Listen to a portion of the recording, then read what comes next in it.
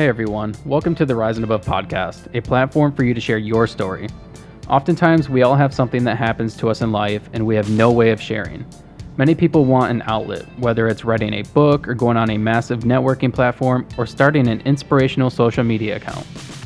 With the Rise and Above platform, anyone with an inspiring, motivating, or interesting story can come on and share. It could be anything from the struggles of starting a business, the struggles of overcoming homelessness or mental illness. I've interviewed victims of rape, sexual assault, and abuse. There is no subject that is off limits.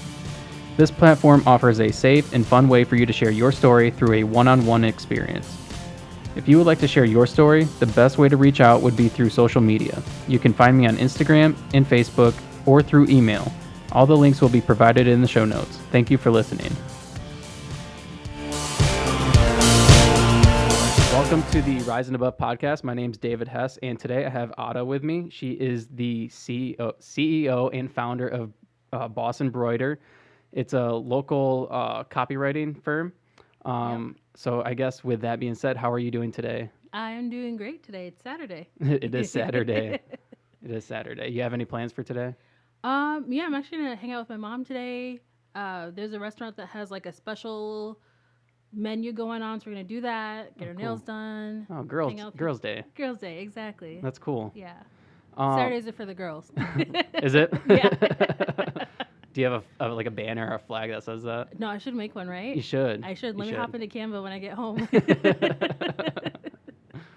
Now, so you are the CEO and founder of Boss&Broider. How did that come about? So that came about because writing has been a thread for me throughout my life, but I didn't realize that you could write for a living without necessarily like trying to make it onto a bestseller list or something like that. So I looked into copywriting. I didn't really know what the term was until only a few years ago. Okay. So that helped me really take it from the nebulous to the concrete. So with that, I said, okay, well, I want to do writing projects and I want to do ones that I enjoy. So my bachelor's is in microbiology. We did a lot of technical writing. Where'd you go to school? Michigan State. Go Green. Go Green. Yes. Oh my gosh. Thank you. You never know when you meet a Wolverine, you know? I wouldn't live this close to MSU, I don't think. Right. If I was a Wolverine fan. Some people are treacherous. But yeah, I wanted to continue that in a way that would make good use of my time as far as getting to do more things with writing and have it be a way for me to really expand my writing knowledge and experience and help other people, because I was always the one, proofreading my friends' essays, and I tutored a few times, and I thought, I should really make this a business. This is a way to have this be a concerted effort for me to share what I know and also grow and do projects that I love and get into writing without kind of having it be altered by expectations of other people. Okay. Which is funny because I actually do that for my day job now, but the company that I work for is very great, and even though the topics are not necessarily ones I would choose, sometimes it does encourage me to think outside the box. So I get to learn and grow in a corporate setting at work. And then with my business, I get to do all passion projects, which is really awesome. That is cool. So Where do you work at, if you don't mind sharing? So I work for a company that is in the real estate realm. Okay. So it's interesting right now. They've been around for a little bit. I have there's another copywriter that I work with. So she's been mentoring me as far as how it works from a business standpoint and certain checks and balances that exist and why they exist. So it's also like it's feeding in positively into my business, but I do like that I get to be a copywriter two different ways. That is cool. Yeah. So how do you balance the two? Really, having an 8 to 5 works. Yeah. Because when I'm at work, I'm at work. Right. And my company is very, very good about work-life balance. I mean, yesterday was That's Friday. Cool. Literally by 5:05, building was 90% cleared. Like, people are not kidding. Oh, it's one of those places. Yeah, you work hard, but when it's time to go, like... If you show up at 4:59, you're not getting help. Yeah. Everybody's mad at you for coming in the door. I mean, the good thing really is that that is a good reminder, like to operate in that mindset. Yeah. So when I am doing business stuff, like this is the time for business, like there's a time for work, Right. there's a time for play. Yeah. And I think for a lot of people who are employees and they're running, solopreneurs, I think it can be difficult to really set that time aside and have internal boundaries as to what you're working on and where your energy is focused. Mm-hmm. And I think a lot of opportunities can be missed and you kind of spin plates the wrong way Right. because you're not finding that balance. So I think the greatest thing about doing both is that they are separate things. Like I would never write about something for my business that I would for work because that's not where my heart lies, but then I get a lot of the foundational stuff from work and I can put that into my passion projects. Right. Yeah. That's kind of like what, I don't know if you know who Lauren Cumber Skin Studio Cumberbatch? Yes, Cumberbatch. Yeah, I go there a lot. Do you? I do. Yeah, she was on the podcast a couple weeks ago, and she was Yeah. saying, I was telling her I wanted to open a business, and she's like, the hardest part is your time, like knowing where to put your time. Yep. Just because when you're not employed with a company, and you're just working on your own thing, Mm-hmm. you don't know where to necessarily focus most of your time on. And Yep. yeah, that's what she said, is that time was the hardest thing for her. Yeah. So I would assume that like going to a 9 to 5 or an 8 to 5 or whatever it is for you, Yep. it would help kind of put your priorities, like, okay, I'm not going to do that, I'm going to do this today. And Yep. It's there.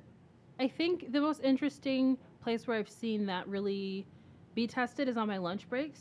So we're doing hybrid right now. So 2 days at home, 3 days in the office.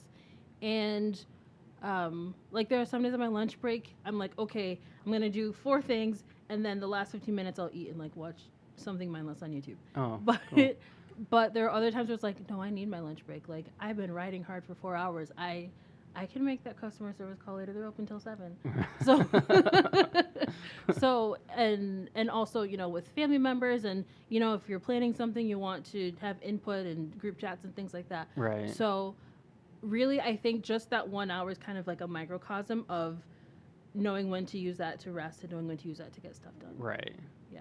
That's really cool. That's cool that you figured that out, because I think a lot of people, like, especially for like me, I'm like an all or nothing kind of person. I'm like, okay, this is what I'm doing. That's what I'm doing. I'm doing that. Yeah. And finding that balance is real difficult, to be like, okay, I'll do a little bit of this right now, and then I'll go back to whatever I was doing before, and then I'll come back to that later. Yeah. Especially when you're in the groove. Yeah. But it's like you only have 30 minutes. Yup. That's like, yeah.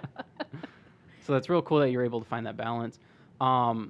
Now, you had mentioned in your email that you wanted to talk about how it came to, or changing your goals and everything in lieu of the pandemic. Yes.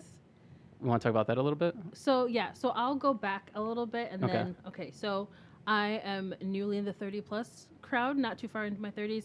You're 30? Yeah. Yeah. 31. 31. Just had a birthday. Yeah. Wow. Yep. Well, happy belated birthday. Thank you. Thanks. Yeah. So I, grew up with, as a lot of people did, with the understanding that you would graduate high school, go to college, get a career, work there 30 years, retire, play with the grandkids, die. So everything made sense up through college, right? And then I graduated. So I started, I'm dating myself here, but hey, told my age.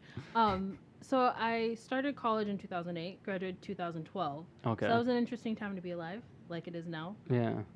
And I got my bachelor's in microbiology, and then I was like, I don't really want to work in a lab. So that was one option. My other option was to become a physician. So, kind of in a circuitous roundabout way, so I went out to Massachusetts and I got my post back, and then I applied to medical school. I got in to Ross Medical School in the Caribbean, in a little island called Dominica, not the DR. And I got in. I went to medical school. I did it. This is the thing, and that was my focus really from age 7 or so on. What did you want to do in the medical field? I wanted to be probably like family med or OB-GYN. Okay. I didn't really get to the point where I would have to determine what I would specialize in. Okay. Because I realized when I went there that it was not for me. And that was a whole, I think the way people are processing their lives now is how I processed things when I left medical school.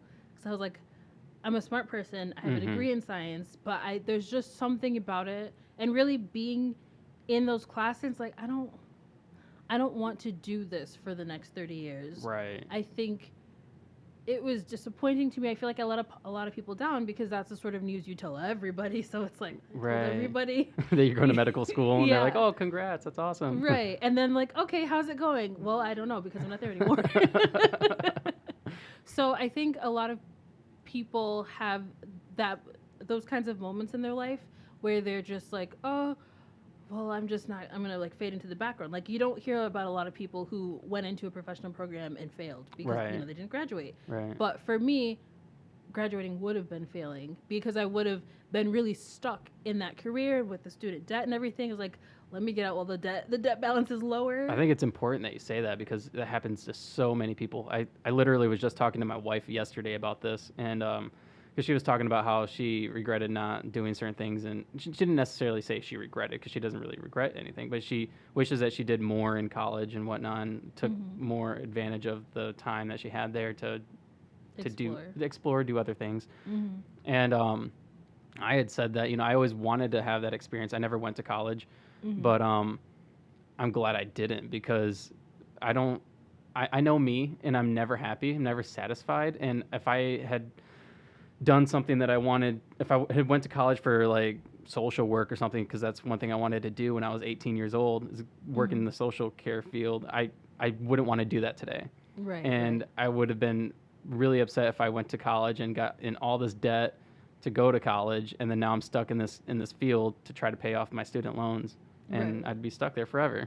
Right. And that's something big too, because I think I've heard it from a few different sources, but I think they said like 75% of people with at least bachelor's degrees are not currently working in the fields that they graduated in. Wow. So that's insane. Yeah, ROI is looking a little suspicious these days. I mean, don't get me wrong, education is great, but education is before it was a path, now it's an umbrella. Right. So I was talking to my wife. I was like, I don't know how you could implement it, and it's kind of expanding a little bit now, I think, with like the internet and like the power of like podcasts and people talking, but I think that there should be like courses, like if I want to learn how to, because she went to college for art, so we were talking about art. Like if I wanted to learn art, but I don't necessarily want to get a degree and I don't want to get in all this debt, I should be able to take like maybe an art class and like learn some specific things. Right. Or like if I wanted to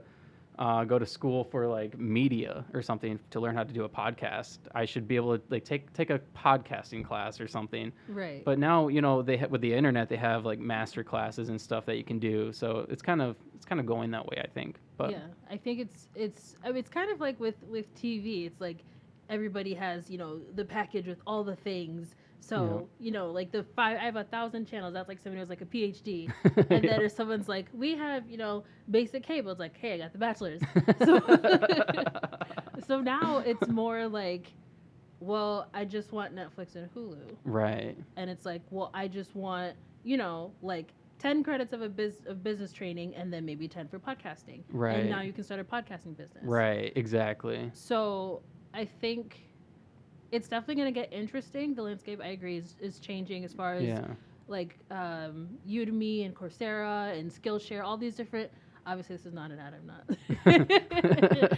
If you'd like to, shoot me an email. But we always like sponsorships. Yeah, sponsorships, they're great. They make the world go around, right? That's right. But I think the biggest thing is to realize that things that work for past generations won't necessarily work now. Mm-hmm. If they do, that's great, but be inquisitive.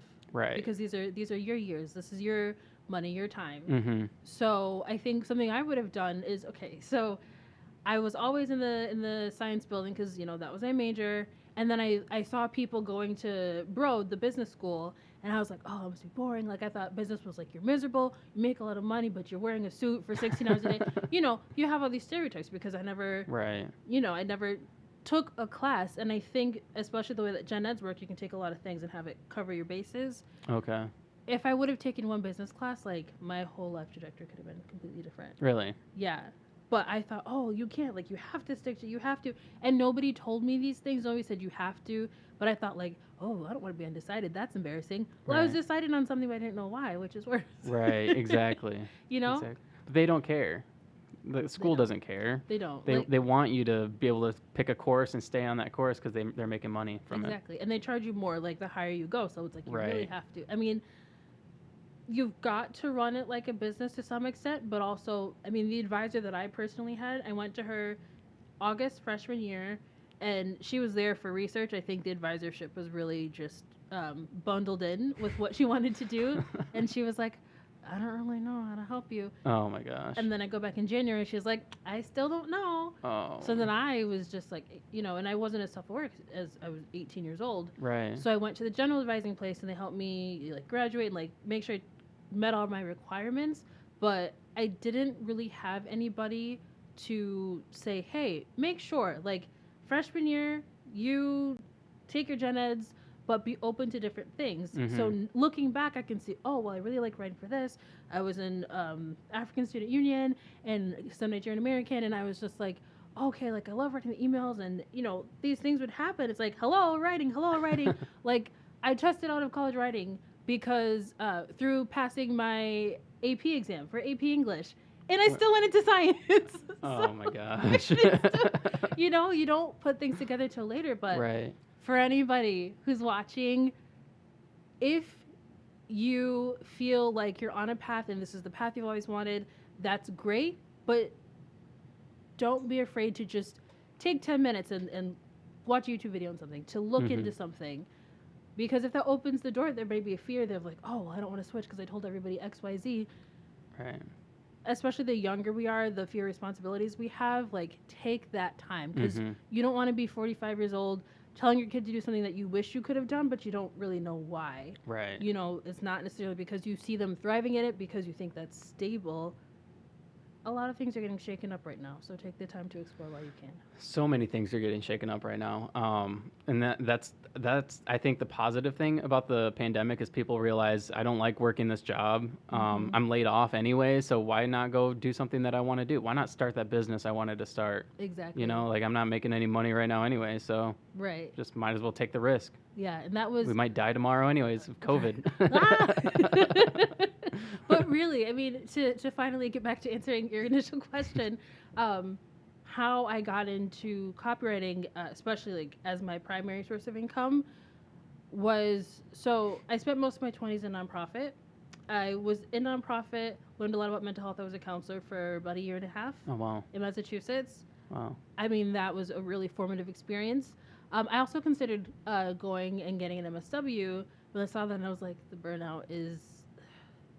There's the great work, and then there's like all the chaos and red tape surrounding the great work Right. that I think people might not factor in, so they'll Mhm. go headlong.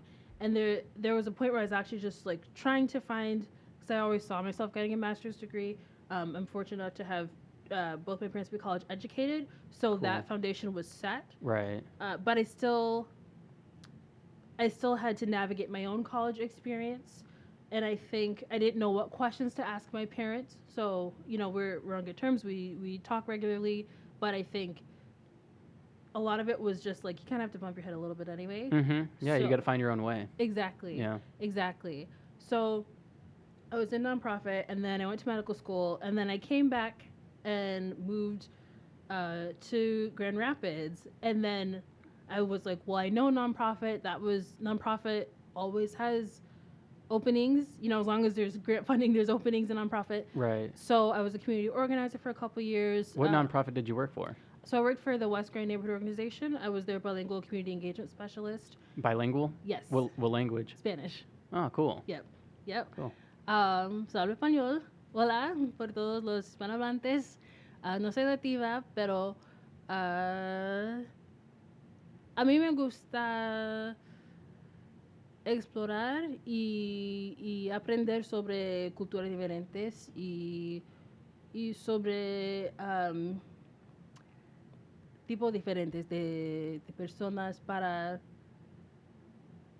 porque tengo...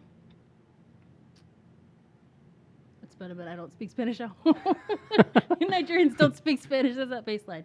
But But basically, I What did you just say? so I said I like speaking Spanish. I like learning about different cultures and different types of people. Okay. Really, nonprofit working in the nonprofit sector really helped me shed a lot of false notions that I had. I didn't understand mental health. I didn't understand substance use, like because I've never had my own personal history with it. Mm-hmm. But I really What was your previous thoughts on that? Like, do you just think that somebody chose to like ruin their lives like with substances? Like if you heard about an alcoholic or somebody who abused drugs, would you just be like, oh, that's their choice? Like they're choosing to screw their life up. Was that was I that kind of your like previous notions? with mental health, I didn't. This is going to sound problematic, but hey, growth is a blessing. Growth is a good thing, and I think it's important for people to know. I mean, because that's one reason why I started this podcast as well, is to see like the progression of people. People Right. change over time, Oh yeah. and so I think it's important to see where somebody started and then see like how they changed. Right.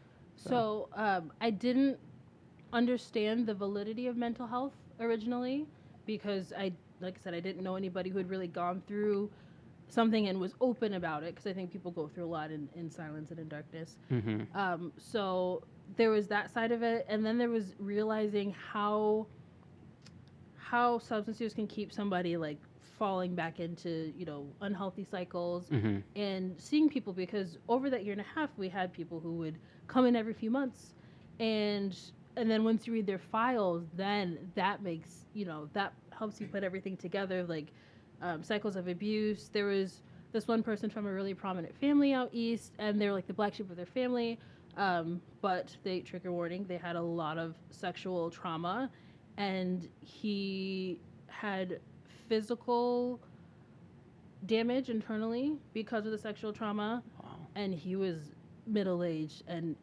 he'd been broken for decades. Right. In a way that seemed irreparable. I mean, his family had all the money to take care of him, but money doesn't fix everything. Right.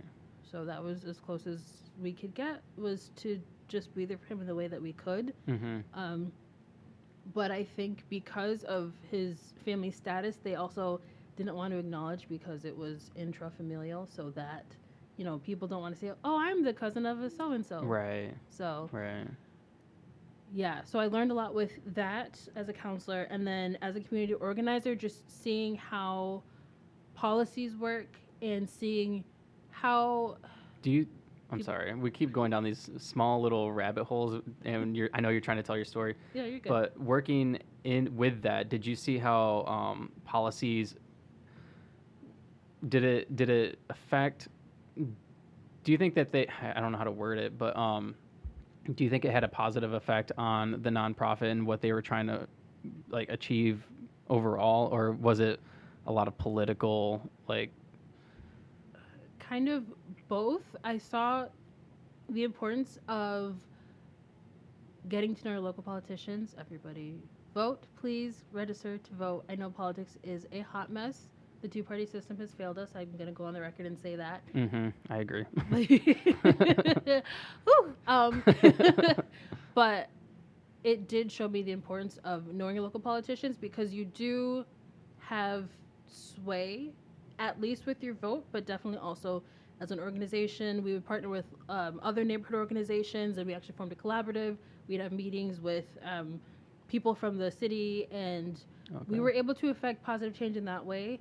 But then you also saw other players who were focused on particular motives Mm-hmm. that weren't necessarily for the greater good. Right. So, being grassroots is very informative. It's also very taxing. I don't think I could do it for 30 years. Yeah. I don't think very many people could do it for 30 years, which is like what I said. Nonprofit is always hiring. You do take a pay cut just to exist in the field for most people. Yeah. Unless you're upper management and they've got, a lot of funding. Right. But I definitely grew a lot through that. And I got to know people, and I got to learn the power and the volume of my own voice while I was amplifying the voices of other people. So that was really big. And I will forever be grateful to the sector for that, too, the West Grand Neighborhood Organization for that. And I also worked at the DOC, so it's the Discipling of Christ Kids. There is an after school program in the Kellogg'sville area, which Oh, cool. is, yeah, very, very ethnically diverse. Unfortunately, also, they could use a lot more resources. Very underprivileged. Yeah, yeah. Um, and it was interesting too because I didn't know what Dutch Reformed was until I moved to Grand Rapids. Yeah. I don't really know what it is either, but I would assume it's very strict and religious, right? Yeah, they kind of have like a weekly schedule. Like I remember I sent out an email I think requesting volunteers on a certain day, and then my boss who grew up in that area, he was like, "What do you mean? Like you don't send out an email on this day?" And he was kind of annoyed. I was like, "I don't know what you're talking about. This is business hours." And he was like, "No, Monday you have this, Tuesday you have this, so Wednesday's the best day because Thursday you have this, Friday you have this, Saturday you have this, and Sunday is church." Really? I was like, "This is a culture I never. Christianity is so diverse and complex." That is crazy. Yeah. And that's just like 45 minutes up the street. Right, right. I mean, it really, yeah. It's there's a cultural shift once you pass like past Portland. I think that's and I'm not knocking it. Every I mean Lansing has a culture too, but I think Yeah. I mean I grew up here, so I'm more familiar with it. Right. You grew up on the same street I live on. Yep, yep. Down the street, yep. Um, and with that, so my boss is my boss that he's a white man, and he grew up with a lot of similar trauma experiences to what the students went through, who are mostly students of color. I am a black woman, and I grew up with relative affluence. We moved out of this neighborhood that I grew up in down the street, and we moved out to the suburbs, and we were in private school up until then. So, okay. so I think and we were the only two paid employees. I was part time there, and then he was full time. So I think having us lead was kind of like, for some, maybe like an unexpected combination. So Right. there was a representation there for what I look like, but then I've done different things than what some of their family members had done. And then a lot of people who are in positions of power looked like my boss at the time, but then he had experiences. Right. So I think we're able to tag team and really do a lot of good work there. Yeah. I think about the students every day, like, man, especially when COVID hit, I'm just like, what's going to happen to the students? What happened? Do you know? Not completely. I did a little Facebook research the other day. I was like, what's up with my kids? They were open when they could be, but I know a policy they had was when the schools were closed, then the after school program was closed. Okay. So, and I know in the summers too, a lot of people wanted to just be free, for Right. better, for worse. Right. So, Now, does Lansing have anything like this? they probably do. Okay. I do want to get back into mentorship. I am trying to fit that in with the business and my day job and all these things. The girl the girl I had on yesterday, Shamber. I don't know if you know her. I don't She think so. Shamber Kirkin. I can't remember her. I don't want to screw it up. Anyway, she came on and she was she was in foster care and she mentors foster kids. It's volunteer work through Okay. St. Vincent's. Oh, okay. And so she goes to like their homes, like the in-home care, and she'll like just hang out with them and mentor them and stuff. So I do know that that's one thing available here in town. But as far as having like these programs for underprivileged kids in the community, I don't really know of. I mean, I guess there are some programs that do help them, but I don't know if there's like a place for them to go to like as a community and like Right.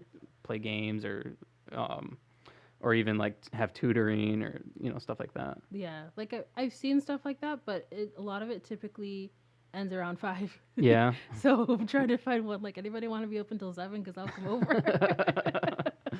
But yeah, that's definitely something I'm looking to do. Whenever the variants want to stop playing around and mutating, then I'll definitely get back into it for sure. But yeah. So when did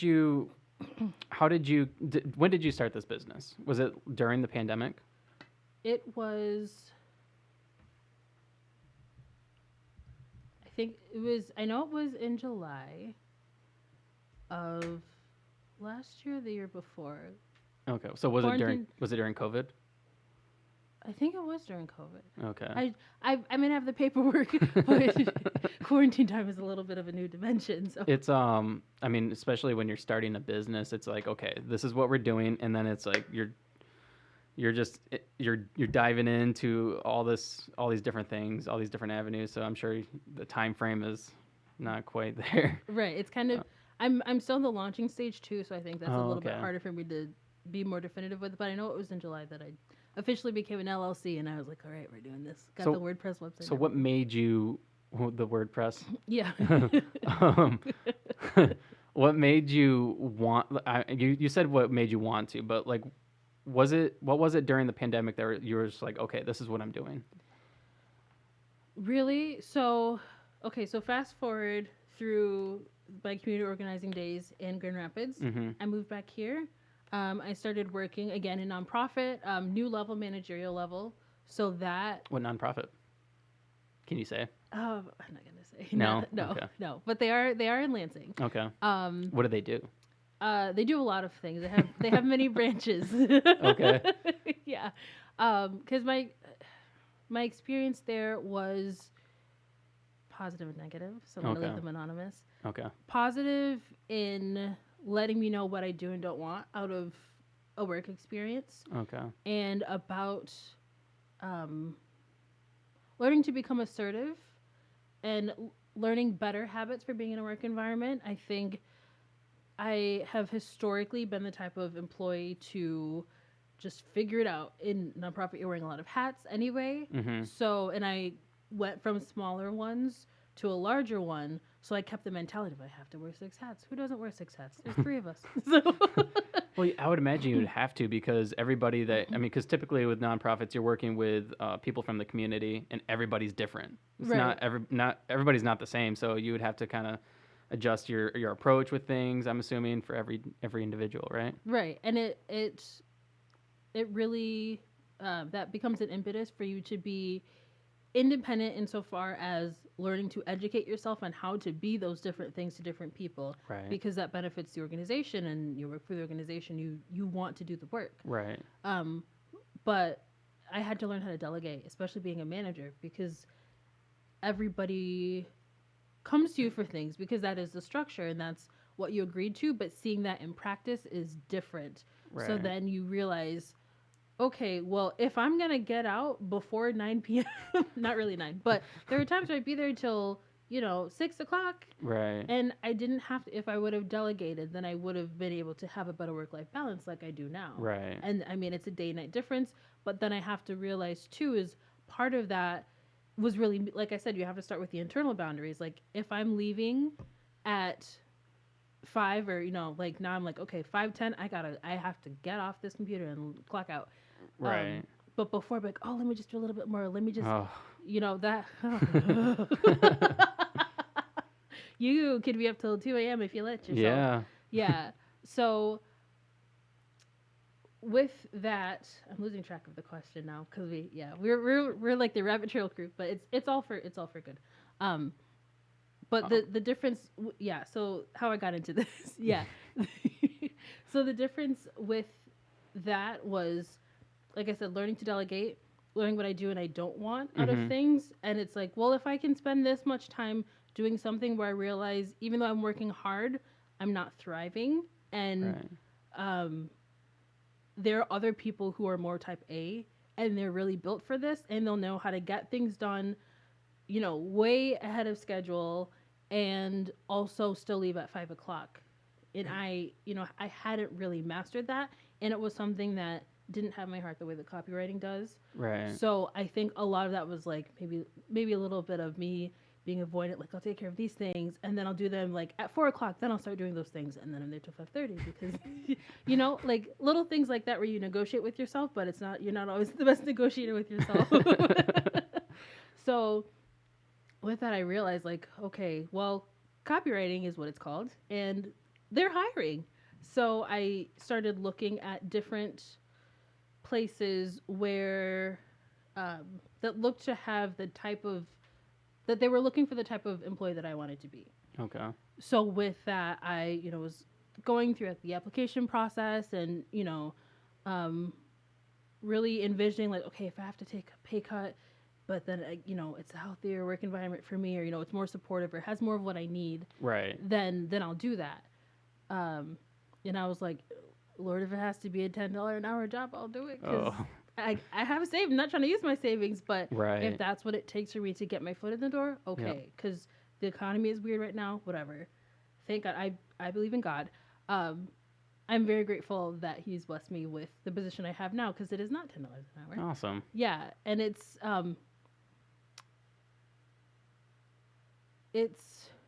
interesting because I look back at like when I was. Sorry. Oh, you're good. I thought for sure that camera's flashing, Yeah. but it's not flashing on the screen. Okay. All right, we're good. I'm sorry. No problem. It is interesting to see like where I was 5 years ago and then where I am now, and it's like the things that I can afford to do. I also started getting into personal finance, so realizing like the beauty of compound interest and ETFs and things like that. I'm glad that I didn't have to risk it all to work my dream job. Yeah. 2 ways, and but a little part of me still feels guilty sometimes, like, oh well, I don't have the financial concerns that I had back then. Definitely helped. I already consider myself to be financially literate, but nonprofit made it like, okay, you have 6 beans.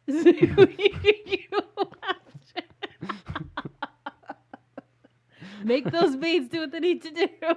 But now, I joked with one of my former coworkers, like, people say, oh, they pay me peanuts. I said, well, I'm up to 4 cashews now. So Cashews are the good ones. yeah, exactly. It's the good kind. So maybe those are the hundos. I was like, I don't know, maybe I have a couple Brazil nuts now. We'll see. But really just I've been making sure that I'm a good steward of my resources. I think that's been easier for me to do with money than with time.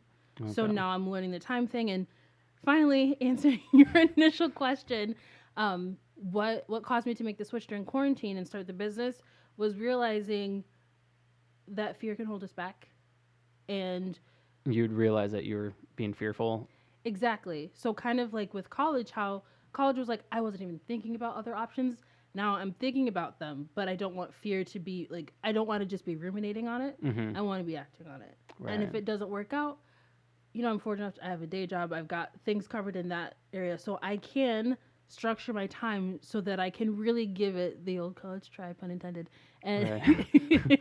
and really see, like, is this viable? Is this not? Because with med school, I never have to wonder about it. There was a Euro trip I took with some of my classmates from that. And then one of the first things I thought, when I first heard about COVID was like, I'm glad I went to Europe. So with this now, like I'm not married. I don't have any children. So this is my new current thing, like start the business. And at my age, I've gotten to have a couple of friends and coworkers have pregnancies. So they give me like the real tea about it. And I'm like, am I really like, do I want to wait to that point to start? Right. Because it can be done, but it's like, go a little easy on yourself if you can. Right. So that's what made me start doing quarantine is like, if I don't do it now, I'm not going to. Right. Because it would be so much easier to talk myself out of it because, you can use your partner as an excuse. You can use your children as an excuse. You can use, I've got these projects going on at work, so when I come home, I don't want to do anything. Right. And there are times when that's necessary, but don't let that be all of it. Right. So, yeah, I think that was a real important thing during the COVID is that everybody was like, it changed a lot of things. It affected relationships. People realized that they were in marriages that they didn't want to be in because they're stuck home with these people. They're like, I don't really like you. I don't want to be with you. So a lot of people got divorced. A lot of people got together. Yeah. A lot of people quit their jobs and started working or started a business or started working for other companies. Had kids. Right. Like, probably, if not now, what? There's probably lots of kids being born right now. Yes. There were, yeah. Yes.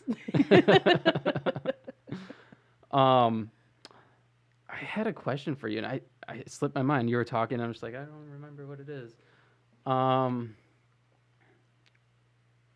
I don't remember what it was.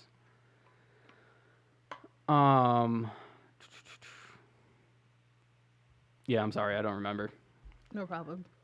We've been taking the scenic route. So scenic route Saturday. So, You formed the LLC last year, Yes. and you're still in the works of forming the business. Have you had any clients? Short answer, no. Okay. I haven't. I'm just starting to put my name out there. Okay. I've had a couple people that I've done work for that I requested testimonials from. Cool. So I'm building that. I'm also working on my website. Launch date TBD, but Okay. I wanted to build To it. be determined for the old folks. Yes, yes, yes. I'm just joking. That was rude. Old as in 35. No, I'm just kidding.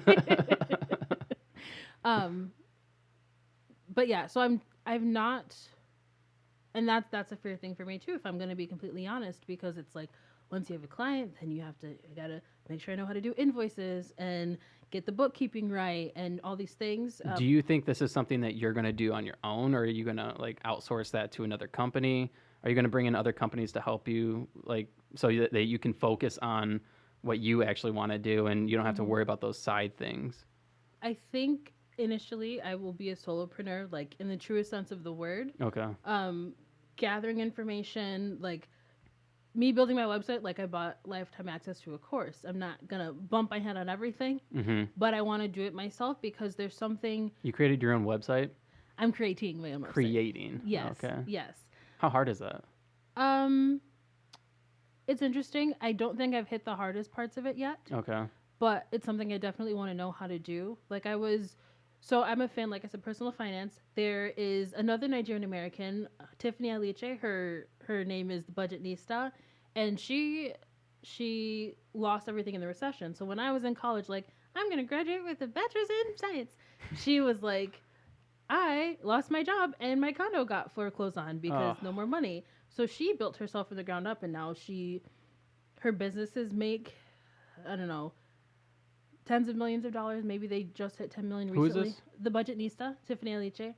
I don't know who that is. So she's on YouTube, Instagram, Facebook. Oh, okay. And her whole thing is personal finance, particularly for marginalized communities. Okay. And she was talking about how in the pandemic, like, she was like, if I was never so broke that I was renting a room, went from a whole condo to renting a room and building myself up from nothing and, building this empire.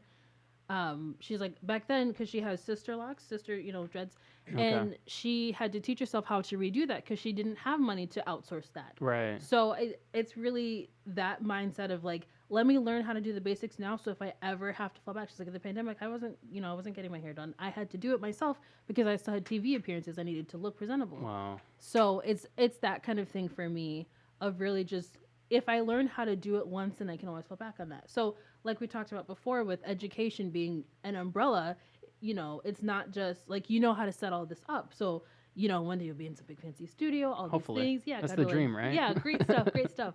And then, if something ever happens and you have to, work out of your house, you've got all this, you know how to do it. Right. So I think at one point it does become, a cost center to do it yourself because you could be doing more productive things elsewhere. Right. But until I reach that point foundationally, I'm going to be doing it myself. That makes sense. Yes.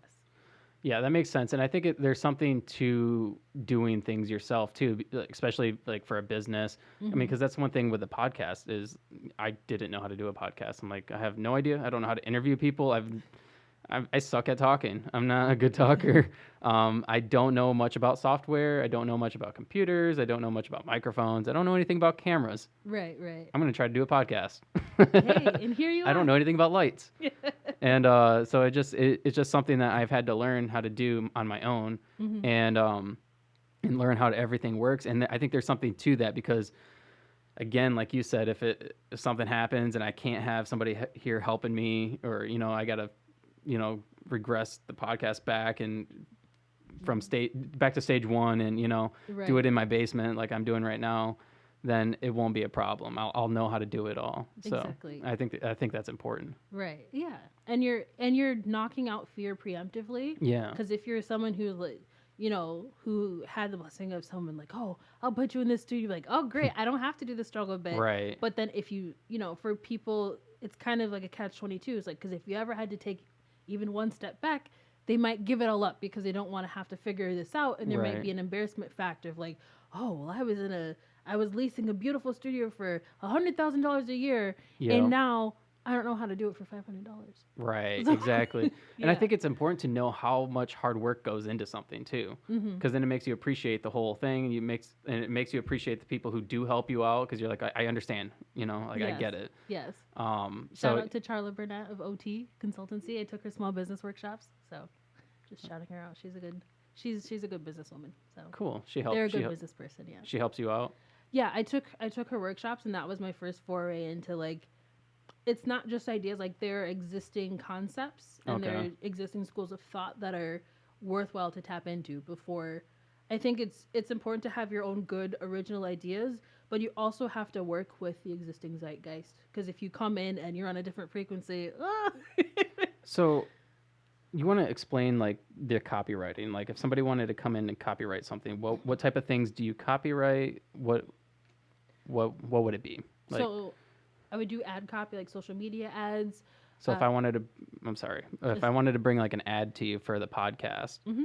you would copyright that so somebody else couldn't take it, right? So okay, so super grammatical thing, because copywriting is of course it's grammatical. So there's copyright, like RIGHT, Okay. and then there's so like rights to the copy, Right. and then there's copyright, WRITE. So I'm Writing. writing the copy. Writing. Okay. Yes. So There's a difference. yes, I get that question a lot though, which is like, why don't they just make it different? Um, um, so for me, I would basically write for marketing purposes. Okay. So if it's like show notes, or if it's social media copy, or if it's an event announcement, or if it's, I mean, I've done things like at my day job too, like, okay, can you write a letter, or can you design a form? Mm. I've done things like that too. Oh, okay. So Okay. Yeah. So if I wanted to put an ad out, you would create the ad for me. yes, and I can schedule it for you. That's very cool. Yep. And how do you promote these things? Really, social media has been my main thing so Okay. far. I know Lauren, who we talked about earlier, Yeah. she had a pop-up market. Okay. So I tabled at that as well, gave away some nice prizes, and Oh, cool. yep. So I'm trying to get my website up and running so people can access that and see, because if you're on a social media platform, you're in somebody else's house. So I'm building my house right now. That's true. That's a good idea. Yeah, thanks. A lot of people will see this. I hope. I'll at least put it on like our neighborhood site, so on Facebook, and the whole community will see it. Yeah, thank you. Yeah. Now, what's your overall goal with it? I know you're still launching it, and you're still kind of in the beginning phases of the business. What's your long-term goal for the company, and what would you like to see happen within, like, I guess, the next 5 or so years? 5 years. Definitely, I want to have like a fully up and running website that is user friendly. I do have plans for different projects, like seasonal things and just things I would like to try. Giveaways, and going back to the budgetista. Not that I'm here to just name drop, but this is, if anybody ever wants to know, like, this is on the record. Like, these are the people who have helped me and Right. inspired me, and they could help other people. But the budgetista talks about, she said, like, give, then ask. So I think it can be easy as small business owners to be like, you don't want to come off with a buy me a mixtape vibe. Not to knock, aspiring artists, but I think people really, when you don't have brand recognition, people genuinely wonder what's in it for me. Right. And oh, you're just hassling me for money. I think it can have that vibe versus like, I have things to offer, and I have so much to offer that I will give you X, Y, and Z. And should you feel the need to explore A, B, and C, I have the up and running in a format that makes sense, that is accessible, that is easy to share with other people so they can get in on the good too. So for 5 years from now, I would say to definitely have things fully up and running, maybe do some courses, maybe Do some courses on what? on a few different things. I've also run like at past positions, I've run large events. Okay. So I've had experience with that. So to share the knowledge I've gained on that, and knowledge I've gained on just different facets of experiences of past positions. So I want to diversify. Really, Okay. that's the short answer. Diversify, always bringing it back to writing, because you can't, even though video is a big thing, there's also the inclusion piece. So you've got subtitles, you've got translations, you've got Right. text descriptions underneath images. So there's always a need for writing and all of those things. But I am a creative. I think even though I have left brain tendencies, science. I'm going from Bunsen burners to ad copy, but but I think for me really is to see how I can yield a positive impact in a way that allows me to really flourish, in a way that pushes me, in a way that helps me thrive, because I know what I'm doing is is for a good reason, it's for a good cause, but it's also in a way that I can leave my legacy. So I think sometimes it's meeting a need, but other times it's daring to dream and daring to live out your dream. And there's living the dream, which I think is like, oh, this is so relaxing, this is great, this is exactly what I want. But then there's living out your dream, like, going through the rough patches, figuring it out, knowing that you have the capacity. And I think that is something that can be scary, is realizing how much we have the capacity to do. Right. Like, the Olympics just finished, you look at them, like, these are like the people who are the most fit human beings in the Right. world. They have all different body types, come from literally all over the world, but they are at peak performance level. Yeah. And I think if we take a piece of that and think, okay, well, what's my peak performance level? What is, and their lives are a little bit different as far as training and everything, but I think there's something to be said for having a full life and not having it just like, I have a lot of things to do, but it's like, I'm doing a lot of really cool things. Right. And having people to share that with, of course. Feeling fulfilled. Exactly. Thank you. Yes. Yeah. Feeling fulfilled.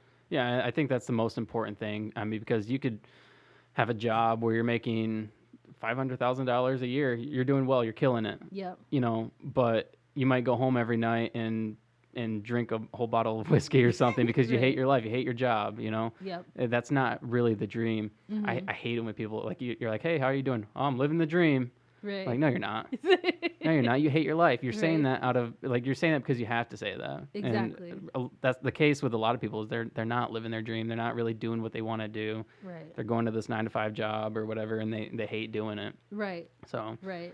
yeah, that's the case with like a lot of my coworkers. I work at GM. Okay. So like I'll be like, hey, how are you doing? I'm living the dream. No, you're not. You hate this. You hate this. I hate it. I get it. Like, Right. don't say that. Right. You better wake up. My response to that is like, well, nightmares are dreams too. So Right. Exactly. And that, with that, there is like, I think with nonprofit, I stated it because I knew I could do it. So I was growing a little bit in that with the managerial position. But then I was like, what if I went corporate? And that was like, to me, it was such a big thing. It's like, okay, well, if I'm going to do it the right way. I'm going to do it in a way that makes sense. yeah. Because again, like, what I thought about business was what I thought about corporate, because you only know what you know. Right. And I was like, oh, well, is there going to be a place that has good, work-life balance, who's supportive, who listens to me, who, you want it to be a healthy dynamic. And I was able to find that with my employer. That's awesome. Yeah, thank you. I was just Yeah. like, I was thinking about this yesterday, just talking with my coworkers, and, we work hard, but we socialize. Every now and then you just take 10 minutes and you just chat it up. Yeah. And we were just having so much fun, like just laughing our butts off. And I'm like, and it's different when you're laughing your butts off because you're exhausted Mm-hmm. and there's kind of like a dark cloud over the moment, Right. versus like, nah, this is a healthy experience. Right. So It's definitely healthy to be around other people and have a good time at work. yeah, There's definitely something to that. right. And I would think that because you plan on being solo, right? You don't For a while, yes. For a while, okay. Is your long-term goal to hire other people? Yes, I want to. So I would assume that you would love to give other people that experience and a healthy work balance and work and life balance and Yes. Exactly. work environment. Everything feeds in, knowing what I want and what I don't want, and then seeing the way people are with me Right. is, again, what I do and don't want to be as an employer Right. down the line, you know? So do you plan on having well, obviously if you hire other people, you plan on having a brick and mortar type place, but right now you're just out of your house, right? Yes. Okay. Yeah. Cool. Yeah. Cool. Savoring the small moments. That's awesome. I mean, the small moments are important because that's what makes you you. Right. That's what builds the foundation. Yeah. So that's kind of like with, again, this podcast. It's like I'm in the beginning stages of doing this podcast. Like you're, I think, number 31. And I'm 31 years old, and I just That had a is birthday. awesome. That is awesome. That's Actually, you might be perfect. 32. Day. You I'll know, take I it. might release it as 31, just for you. Just for me. I Just for appreciate it. you. Yeah. Yeah. So I yeah. can hook up. So yeah, you know, it's the beginning stages, and so I think a lot of people will see. At least I've noticed it at the beginning, like when I had only a couple episodes out, people are like, "I'm not going to go do that." Like it's just a small podcast, but like you have to start somewhere, and it's those small. It builds as time goes on. And, you know, you meet more people, you get the hookup with other people, and Yeah. and it builds into what it becomes. Yeah. And that will be the case with your business as well. Thank you. The future is bright. The future is very bright. It's always bright. Yeah. As long as you want it to be. Exactly. You can't, as long as you have like a positive attitude and you know that you can conquer the world, you can do whatever you want. Right. Hey, people have already done it. That's the coolest part. That's right. Yeah. You don't have to reinvent the wheel. You just have to roll it up the hill. Yep. And one thing that always bothers me, especially like, I guess with like entrepreneur type things, is a lot of people will be like, "Oh, you can't do that. Like it's not supposed to be done that way." Like that's one thing I noticed again with this podcast is like I follow this Facebook page. It's for podcasters, and people will be like, "Well, podcasts aren't supposed to have video." I'm like, why?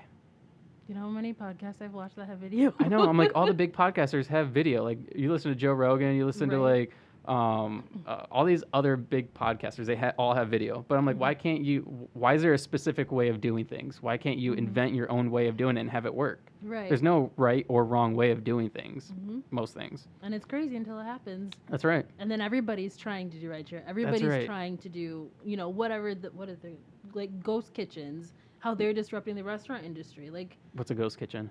so basically it's like, I apparently don't know about this. so also I'm a documentary nerd. Like I'll watch one on almost anything but nature.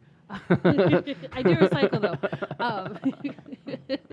So a ghost kitchen, it'll be like one restaurant, and they'll have like 15 different restaurants all with their address, and they've got stuff to make. Like there's like a Chinese food restaurant, but they make Thai food, they make wings, they make all sorts of things. So there's that kind, and then there's the kind that's a little more dubious, which is like there's this one lot, I want to say this was in the UK, that had a bunch of trailers and they were all kitchens, so they were masquerading as local restaurants, and they were making a bunch of money, and people were like, this is off, or the packaging is different, because they were like, hey, we are also pasta aras, and then they'd make the same food and distribute it out. So basically it's either one restaurant that is really cooking as multiple restaurants, Right. or it's like a pop-up, or it's one where they could only ever be takeout only. Okay. So instead of a food truck where you walk up, you place order and everything, this is all online. So that's the ghost aspect of it. Or there's ones that'll masquerade as existing restaurants. So there's the four kinds. Wow. Yeah. I didn't know that. Yeah, That's crazy. it's wild. So I could open up a restaurant in my house and say I'm another restaurant, and that'd be like a Exactly. ghost restaurant. Yeah, I mean, until you get sued or something, but but there are people who are just like, if you place an order through delivery service, all you have to do is make the food and make sure it gets there. How that all happens is a big question mark. People don't know how to legislate it because it's new. It's a disruptor. It's got to be illegal. I think maybe parts of it will be, Yeah. but right now it's and that was something too. Is like for the We're not brick. advocating for people to do this, by the way. No, we're just exploring the dynamics of it. So for the brick and mortar restaurant, that was one kitchen was 15 kitchens. So the guy interviewed him and he was like, "Can you name all the restaurants?" I think he only got about half because he forgets, because he's like, oh, well, when we send it back to the kitchen, we don't tell them which restaurant. It'll confuse them. So we just send them the food back, and they know how to make everything. So great for them, you know, a lot of Wow. kitchen experience. But it was a way for them to stay open during the pandemic. And of course, you know, the service industry has been severely impacted by COVID-19. So I think for him, Some of it, most of the small businesses. yeah, yes, the small ones. I think a lot of the bigger chains are pretty doing okay. Mm-hmm. But for him, it was a survivalist thing for him to just be like, well, we're not going to just do Chinese food. Let's do Thai food. Let's do wings. Let's do whatever else. He's already got all the permits and the certifications and, you know, serve safe and everything. So he's not breaking any laws because he already had everything he needed to be a restaurant. Right. It's just that everything is the same address. So But is that wrong? right, exactly. That's what I feel like. That's not wrong because he's shouldn't not you be able to make whatever you want to make? exactly I mean, I guess it's kind of cultural appropriation a little bit. a little bit. But yeah, because if I were a Thai person, maybe I would feel differently. But I don't. But the thing is you go to like a Mexican restaurant, they don't necessarily have Mexicans working. Right. You Or know. you go to a hibachi restaurant and they do. So That's true. I mean, but it's also like, well, if you have the skill, you know, should you not have the? I mean, Right. I kind of like to think about these things because they're so nuanced, and it's Yeah. like I know that everybody has their own perspective, and everyone's is going to be limited because you can't have everybody's perspective. Right. But then, you know, like you said, it's different. I think we both agree that the one who is just serving up different menus and different food, but was already a certified restaurant, he's paying his taxes, he's doing whatever, Yeah. is different from somebody being like, I'm also this guy. Right. like, no. Right. Especially when you look at allergens and, Yeah. you know, product, you know, quality control. That's a different thing. Right. That's true. Yeah. What was the name of that documentary? I want to say it was a Vice documentary. Okay. Yeah, 99% of the documentaries I watch are on YouTube. Okay. So So I'll you go down rabbit holes. I do. I do. When I'm like, hey, I'm just going to sit and chill, and then I'll just like have dinner and watch this. And they're like the ones that are like 7 to 30 minutes. Yeah. So give me 3 hours. I can learn a lot. Now, do you listen to podcasts? Do you listen to other podcasts? I What do. kind of podcasts do you listen to? Favorite podcast is NPR Life Kit Okay. because they talk about everything. Yeah. And they're Literally everything. literally everything. They'll do ones on like how to start a garden, to how to talk to your kids if they gain weight during COVID, to how to break up, how to all sorts of things. So it's more like how-to type things? Yep, service journalism. Yep. Okay. So that's most of it. I realized though, especially like during quarantine, so I started reading audiobooks and I was like, I should have started this 5 years ago. Like books on tape was big in the 90s for a reason. Yeah, it's amazing. Yeah, oh man, I just finished reading Blink by Malcolm Gladwell. I read- Okay. He's a good author. Yeah, yes. I think Outliers is my favorite book. That's a by good him. one. I'm Yeah. actually, I think, listening to that right now. Yeah, I won't ruin Yeah. it for you. Fantastic book. And with that, I realized I started reading audiobooks in quarantine, and then a lot of it was how to, like Jen Sincero, like I don't know if I can cuss in her, how to be a bad A. You can cuss if you want. Okay. So how to be a badass. Yes, how to be a badass. Just be like bad A. Yeah, I just realized like I think I was trying to make sense of the world, so I was doing it through the books. And it's like, tell me a story. It's like this is how the world works, or this is a way to look at the world. Right. So yeah, a lot of Malcolm Gladwell. I think I'm at about 45 books since last March. Wow. So yeah, thank you. I was like, yeah, I should have been done this, but I realized that I was kind of getting too existential. Like I was like, I don't have anything that's just for fun. So Like for listening content. yeah, like I enjoy this, but it's not necessarily leisurely. You're learning. Yes, Yeah. exactly. Like and it's again, education is all sorts of Right. things, but I was realizing like I'm not taking time to just like watch something silly or watch something like watch a Nigerian movie, which they're mostly rom-coms, and some of the characters are pretty dramatic, which keeps it interesting. But especially because there's so many on Netflix, I've like watched the whole. Is there Netflix. really? Yeah. If you search Nigerian movies, you might go down a rabbit hole yourself. Really? Yeah. Do they speak Nigerian? So with Nigeria, it goes by ethnic group is your language. So like Okay. I'm Igbo. There's a lot of people are Yoruba, which is in like Lagos is in like the Yoruba part of Nigeria. There's like 250 ethnic groups, but there's three main ones, and Okay. that's the prominent one over there. So they'll go back and forth between Yoruba and then also some Igbo because there are common phrases that everybody knows. Okay. And then Pidgin, which is like a derivation of English, so that's more slang. And then there's like like Queen's English. So standard you American have a whole English. group of people just speaking slang? Sometimes there's a lot of code switching, but Okay. they have captions, Okay. so they'll be like speaking in foreign language, and I'm like, you want to put a name on it? But yeah, I think you don't have to be Nigerian to follow along. There are some cultural aspects, but I think like the core of the movie you can enjoy without having to be Nigerian. Okay. So hey, I'd say Lionheart. Have you ever been there? Yes, 4 times. 4 times. Yes. You have family there? A lot of my family's over Yeah? there, and So are your parents from there? yes. So Okay.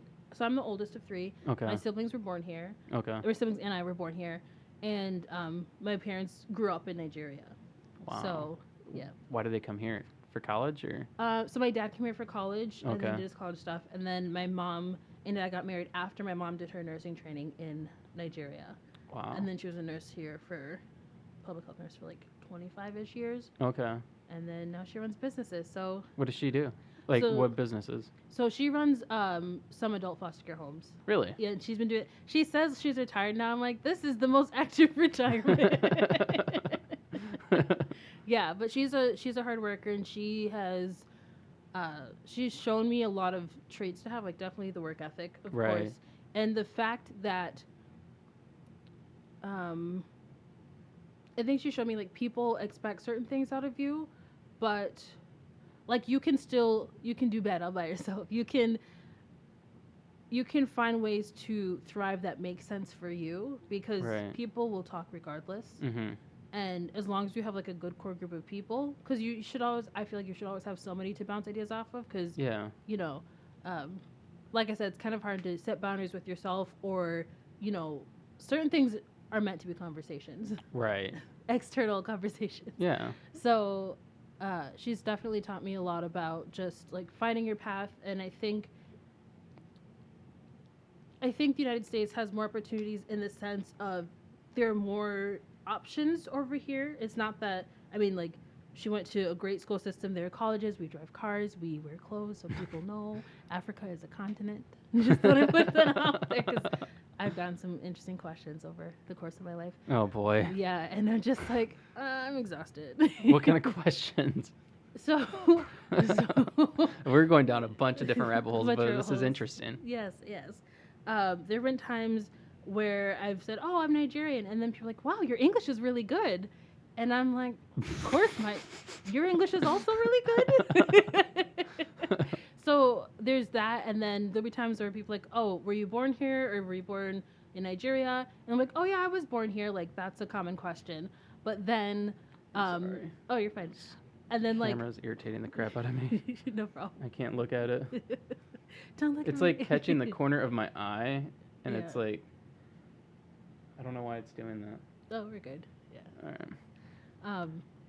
Yeah, and then they'll be like, "Wait, so what was it like for you coming over here?" Like, the only time I came over here is when I was coming back after seeing family. So I think really because the way that Africans and Africa are represented in the media, it's a very limiting, inadequate.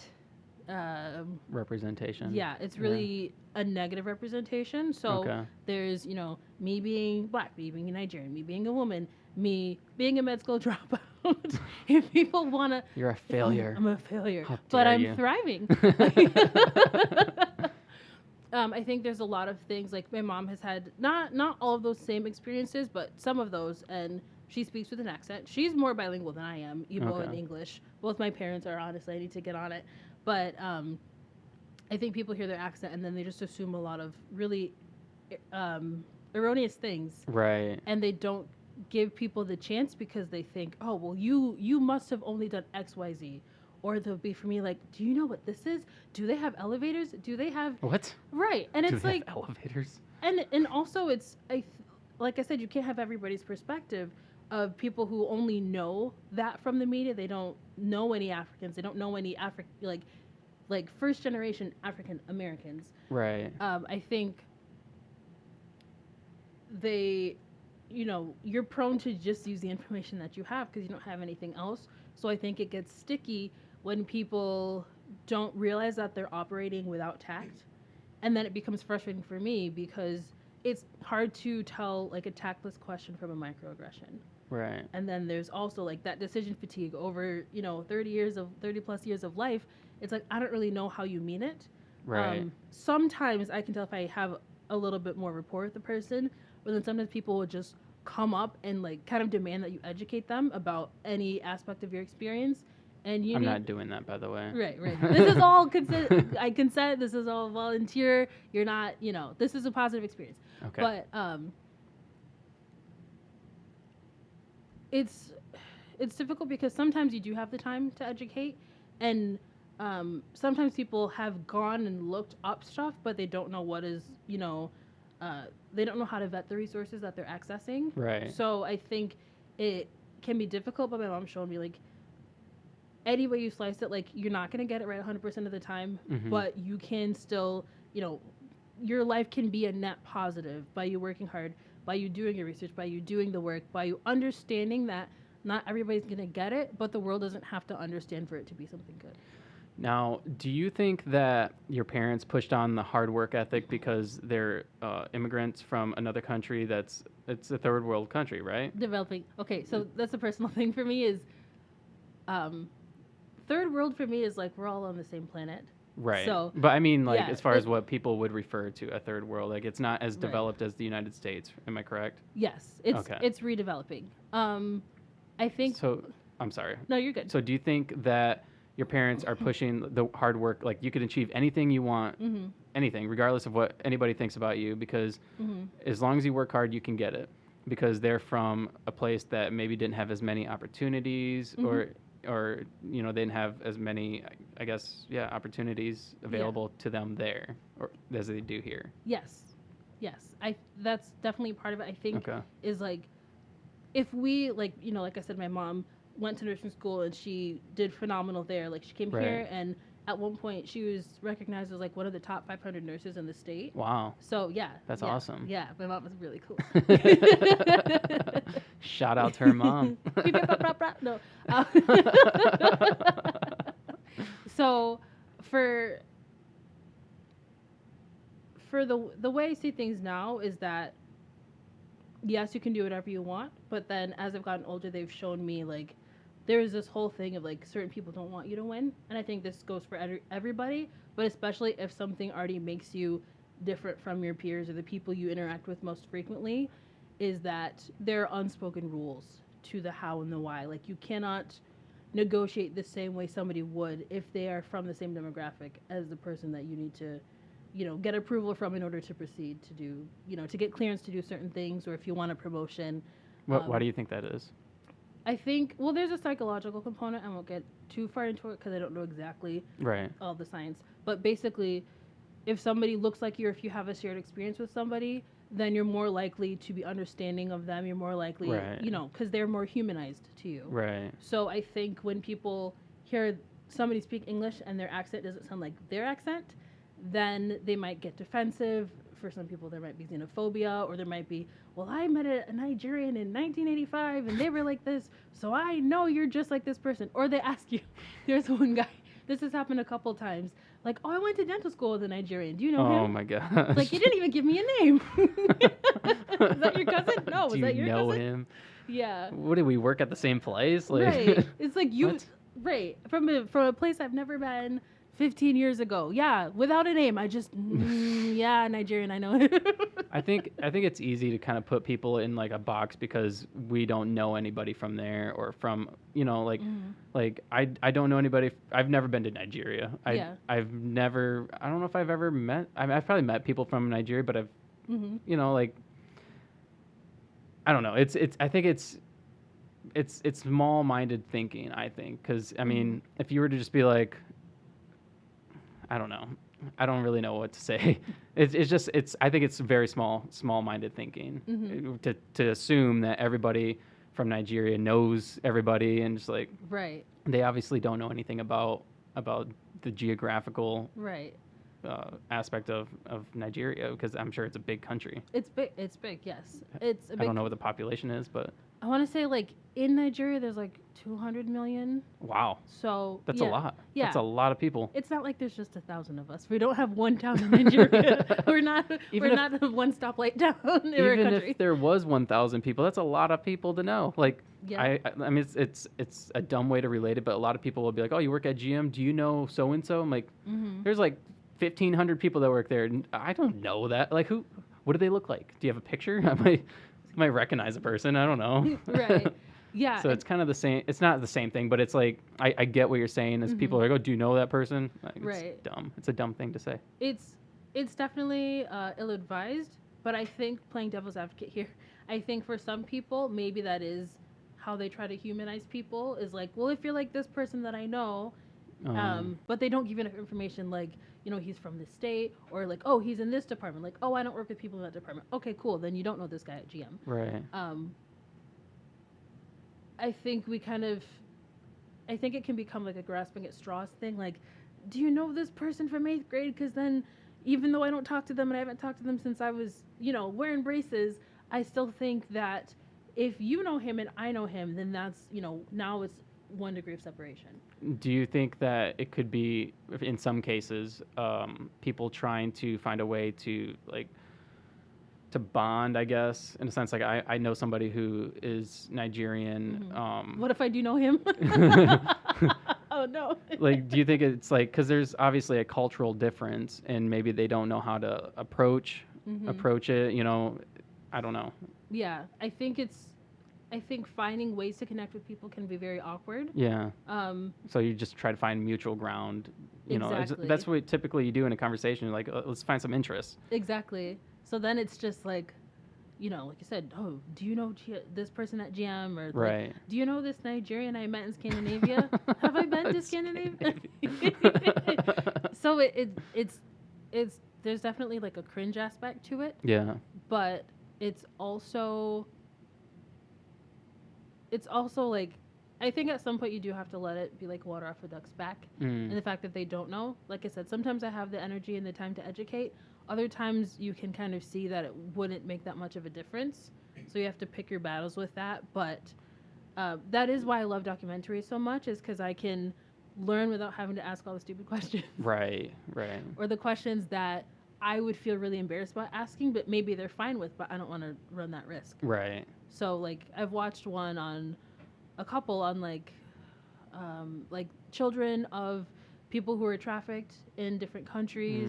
I watched one on people who are Satanists. I'm not trying to convert, but I think it's interesting because like the Church of Satan, or I forget exactly what they call it, but it's not about worshiping Satan. It's more of like an equality, egalitarian thing. And I was like, I would have never known. Yeah. So. And I think it's important because, I mean, a lot of people, they associate their ideologies with the content they consume. Like, all right, I agree with that person, so I'm going to listen to that. I agree with Fox News, so I'm listening to Fox News. Or I agree with CNN, so that's what I'm watching. Right. We don't need those other networks. Right. It's like, that's it. And I think that's a huge problem, and it's a real narrow-minded thinking. And so I think that, like, right now with like podcasts and like YouTube channels and just all the different content that's out there, it's allowing for people to know more about things that we would have never known before, like Satanism or I don't know, just everything. Different experiences, like literally everything. Like right now, somebody's probably going to, well, not right now, but you know, somebody's going to listen to this podcast and be like, oh, she's from Nigeria. I might look up a documentary or look up on Netflix movies from Nigeria. Yes. And it gives people a different perspective. Exactly. Also, for that, I would say, yes, the Nigerian movies on Netflix are good. There are some tropes, as there are with any cinema. Also, Anthony Bourdain, rest his soul, did a great episode of his show, I forget what it's called, about featuring Lagos, Nigeria. Oh, okay. So I highly recommend that. Okay. And Chinua Achebe, Godfather of African Literature, Things Fall Apart, classic. Chimamanda Ngozi Adichie, I know you're hearing this and you won't know how to spell it, but if you just look up like famous Nigerian authors, That's good. Okay. So if they want some positive references from a Nigerian about where to get some good info about us, those are some places. So you've gone to Nigeria 4 times, right? Yes. What was it like? Was it like what kind of things did you do there? Obviously, you have a lot of family there. Yes. So I ate a lot of rice. I imagine it's probably good. So good. So Yeah. good. The mangoes, the oranges, don't play with me. They're so much better over there. I'm just like, yeah. So the very first time my siblings and I went with our dad, Okay. and we got into Lagos at night. Lagos has a population of like 20 million. Oh. They've got everything. That's the New York City of Nigeria. Okay. And we got in at night. So then there are all the vendors on the street like, hey, do you want to buy this? Do you want to buy that? It was hectic. I was 9 years old. Wow. Yeah. So, then the last time when I was 24 years old, so I had a little bit more understanding. Right. I am hoping to learn the language because at one point, like, I'm going to be the one planning the trip. And that's a bit scary for me right now because once you get outside of like the metropolitan areas, then you kind of have to know which roads to go on and navigate because not everything is labeled. Like out here, if you go out into the country, you just kind of have to know where the stoplight is. Right. Yeah. Right. So it wasn't ever like a tourist thing. We would Okay. go and see family in different parts of the country. Right. So we'd go to like one person's house, and then you don't have just a house; you have a compound. So there's like the main Several house. families. Sometimes, but Okay. there's like the main house, and then there's like you typically have help, and maybe it's a family member or someone, and they come in and they'll cook and clean for the family. Okay. But then in exchange for that, like you'll pay for their education so they can go to school Wow. because there isn't really public schooling like there is over here. Right. So there's an exchange there, and then you'll you have guest you have to quarters. pay for school there. Yes. Okay. School fees. It's the yes. same way in Honduras. My dad, he's actually an illegal immigrant from Okay. Honduras, and so he's always sending money back because his kids have to go to school. Yep. Yeah. Yep. And then every time you go back, you don't show up empty-handed. You have, and then like one of the things was that I noticed the first 2 times I went. First time was we went with our dad. Second time with our mom, and then our mom again when I was 16, and then when I was 24. So you always come back and you bring something, partially because of if you're gonna visit somebody, it's nice to bring something. Right. But also, people expect like you came from the land of opportunity. What do you mean you didn't see anything cute the last 5 years? You didn't think about me at all? Right. You know I like bracelets. Yeah. So I think I do want to go to like Lekki, and they've got like a natural area where you've got like a high ropes course and things like that. I haven't gone just as a tourist. I've gone to see family. Right. So like 2019 was the year of return because it was 400 years from the beginning of like the Atlantic slave trade. And then I saw that Cardi B was in Nigeria, and I was like, how is Cardi B in Nigeria and I'm not? This is the year of return. I was like, dang. But yeah,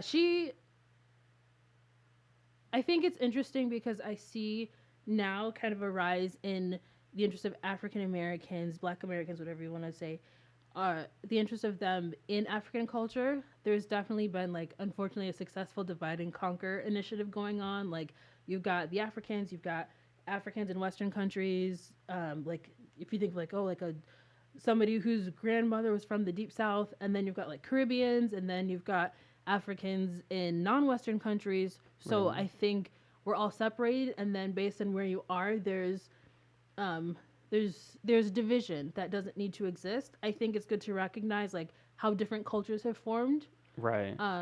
Like a Jamaican and Nigerian are similar but not the same. Right. We were both under British colonial rule, all these things, but our flags are different. Right. Also, Africa did not divide itself into countries. That was at the Berlin conference. They were like, this place has resources. Let's be gentlemen and divide it among ourselves. Meanwhile, we're in Nigeria just living our lives. And then the boats come to Badagry and it's like, oh, wait, what? Oh, no. Now, do you think that they're doing a better job now at recognizing different cultures as its own thing?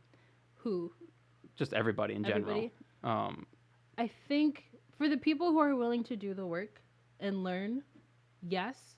I think there's some people who are just kind of um, really unmoving on that. Like, a black person is a black person is a Right. black person. Right. Even if they're like, oh, I love black people and we're all great. Okay, cool. But we also have all these cultures, and, no human being is without facets. Do you know what's really interesting about cultures is, I mean, because a lot of people generalize, so they'll be like, "Oh, that's the black culture," and they created rap music or whatever. But what's interesting about like necessarily like the black culture is that every single individual culture, like whether it be Nigerian or Jamaican or Haitian, like whatever it is, they have their own like set of like music. They have their own type of music. It's really interesting. Afrobeats is amazing. I saw 4 Nigerian artists in 2019, and I was so thankful. Here in the States? Here, yes. I saw Jacob Banks. So he's Yoruba, and he moved to Birmingham in the UK when he was 13, so he's British. Okay. And then I saw Mr. Easy, and then I saw Jidenna, who, okay, so Mr. Easy, I want to say he grew up in Nigeria, but I know a lot of times once you have the wealth, you go, to build wealth, you'll go to London. Like, hey, you came to us, we're coming to you. And so there's a large Nigerian population in London, large Indian population, and other places where British people have been. Okay. So I saw Jacob Banks, I saw Mr. Easy, I saw Jidenna, so Jidenna is biracial. His mom is like Scandinavian descent, but she's American. Okay. And then his dad was a through and through Nigerian man who was who came to the States to study, I believe.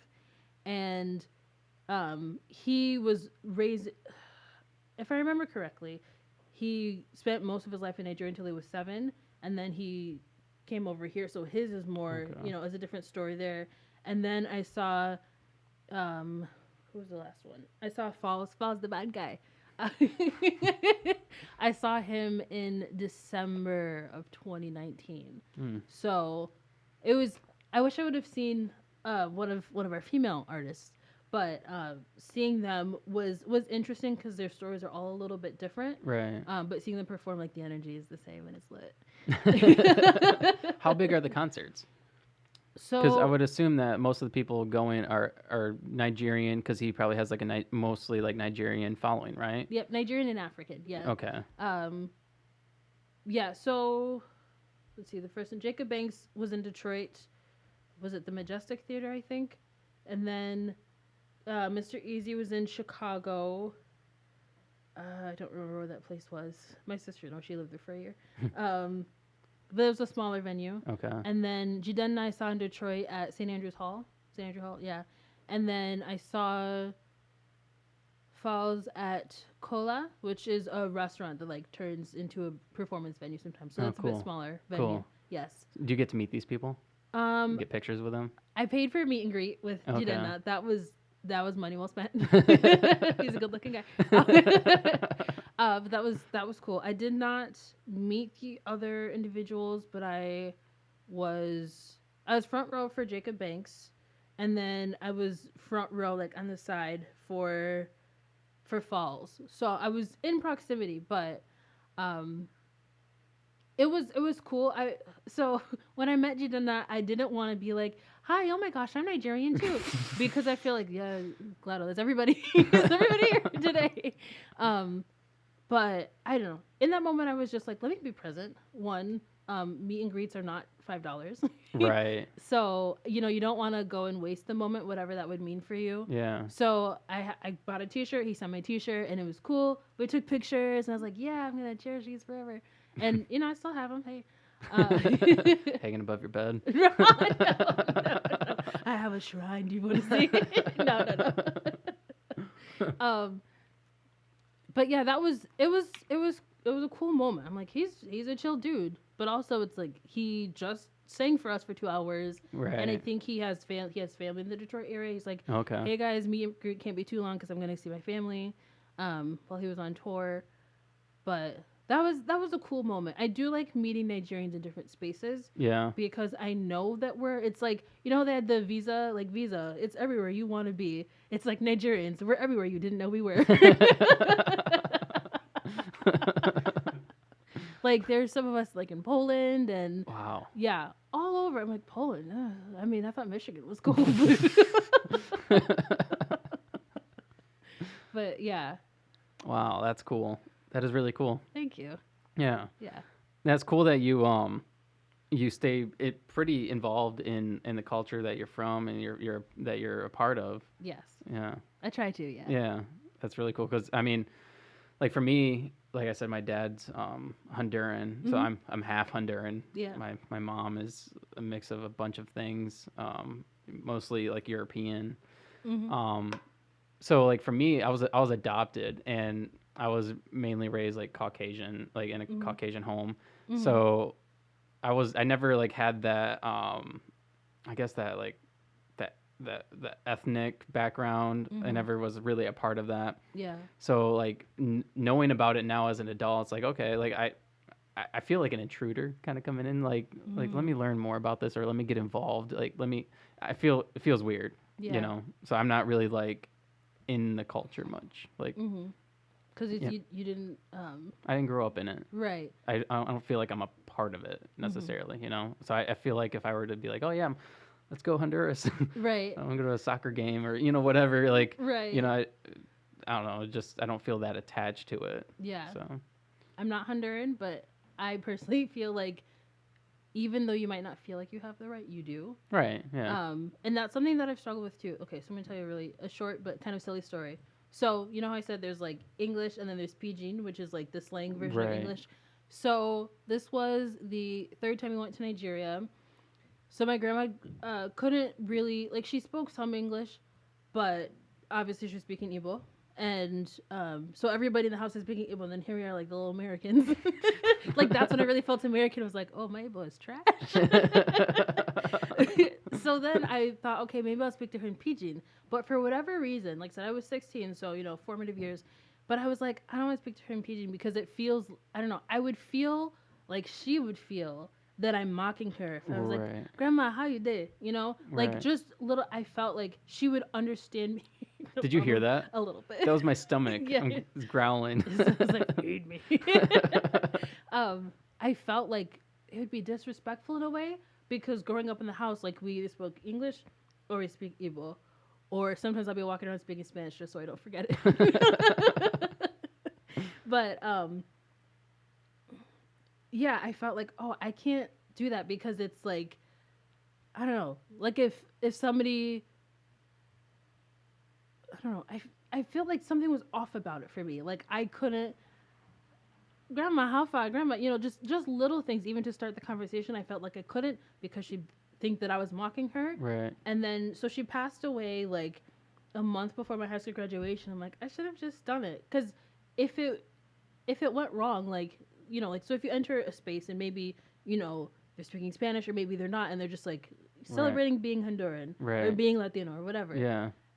You know, for me, it was just like, it's going to be clunky either way, so you might as well try. Right. Because now I don't ever have the opportunity. I'll never know if she would have been offended. Right. She You know? probably wouldn't have been. Right. She probably been like, okay, now I can finally understand her. Like, thank you. It only took you the whole trip. But, yeah. Yeah. That's funny. Yeah.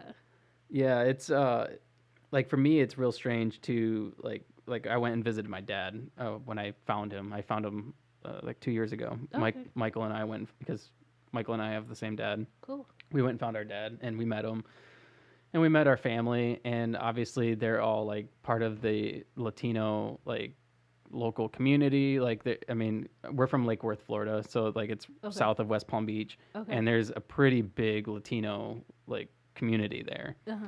And so they're pretty like I don't want to say involved, but they're like part of that community. Right. So like coming in from like I feel like an outsider going in is like this is strange. This is Right. it's cool to be a part of it, like knowing that like this is my like I'm part of this Yeah. this group of people. Like, hey, we do. But I also feel like an intruder at the same time, you know. Right. It's that I'm sorry, finish your thought. No, you're good. Okay. I think that's something too, like with people learning about different cultures and learning like how things are divergent for different reasons. I think there's going to be a lot of that coming up Like there are times where I'm just like, I think it's easy when, like, say you're at work. I would imagine there's not a large Honduran population at GM. No, nobody knows how to say Honduran. They're like Hondurian? Like what? Yeah, you gotta start somewhere. So you go and like you can, I mean, you can just be David, but also for some people, at sometimes you are like David the Honduran, the Honduran, and I think people don't question it because they don't, you know, there's nothing to question. They don't have context. Right. But then when you go in, you're entering like a deeper context. Right. So I think as we go in and people like do the ancestry test and everything, and they find out like I'm 18%, whatever. What does that mean? Right. Especially because we're supposed to be melting pot. I think we melt like bootleg Velveeta sometimes. But I think there's that reckoning that needs to happen internally, like with our own identities, but also in how we interact with other people, while realizing people may not have the language or the understanding to really get or express completely, you know, where they are, or what they're trying to learn more about. Right. Yeah. Yeah. Yeah. I'm going to leave it at that. All right. You worded it perfectly. Thank you. Hey, I'm a copywriter, Boss&Broider.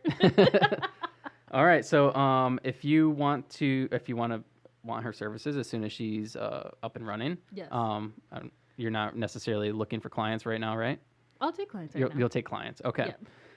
So if you want to get a hold of her, where can they reach you? So I am on Facebook at Boss&Broider, BOSS &Broider. Also on Instagram, same name. Okay. Or you can email me at hello@bossandbroider.com. Okay. And yeah, so I am taking on clients right now. Website. I'll release more info about that on my social media platforms as we get closer to that launch date. Cool. And I'll put everything in the show notes so they can just go to the show notes and find you. Sounds good. And make it easy. Thank you. All right. Well, thanks for doing this. I really appreciate it. Is there anything else you want to say before we go? Do you want to put a word of positivity out there? Some sort of message that you would... Leave a little sparkle no. Okay. So as a copywriter, I'm not the biggest on inspirational quotes, but I do like quotes from people who have addressed some sort of issue that has happened. My bit of positivity is don't be afraid to learn and don't be afraid to try. That's what awesome. I'm doing. That's awesome. Yeah. I like that. All right. Well, thanks for being here. I really appreciate it. Yeah. Thank you for having me, David. Absolutely.